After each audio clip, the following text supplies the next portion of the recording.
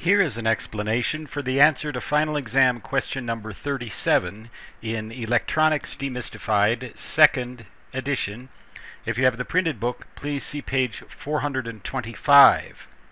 We're talking here about a bipolar transistor amplifier circuit and the different classes of operation.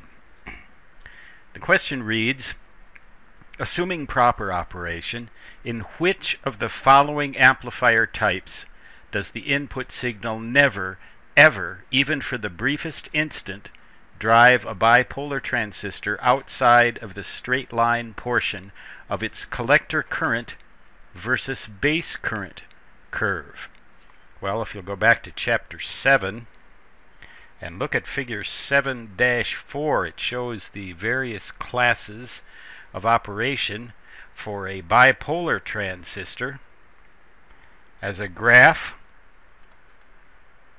of collector current versus base current. Collector current abbreviated I sub C and base current abbreviated I sub B. The graph looks something like this. As we increase the forward bias in the device, that is, we go in that direction, we get more and more base current up to a certain point, and then it levels off and we get saturation. If we go in the other direction, if we bias the device in the reverse direction, then what happens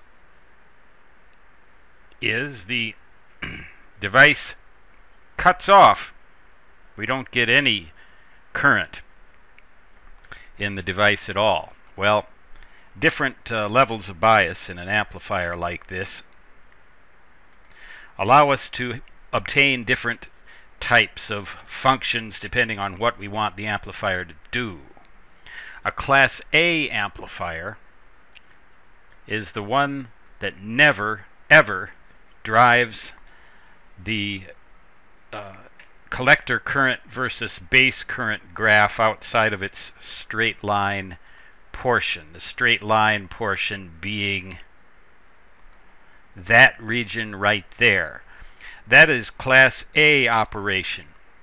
As the input signal varies between its maximum and minimum values, alternating current input signal, it goes up and down along this straight line part of the curve, but it never ventures into any part of the curve that isn't a straight line. That is Class A operation. That's the kind of operation that we want if we intend to amplify a weak signal, or if we want to use an audio power amplifier with a single bipolar transistor and get a good quality, undistorted signal. These other classes of operation may provide better efficiency, but they do not work in a linear fashion. That's why a Class A amplifier is always linear, because it always operates in this straight line part of the curve.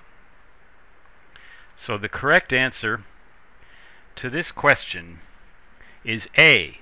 It's Class A operation.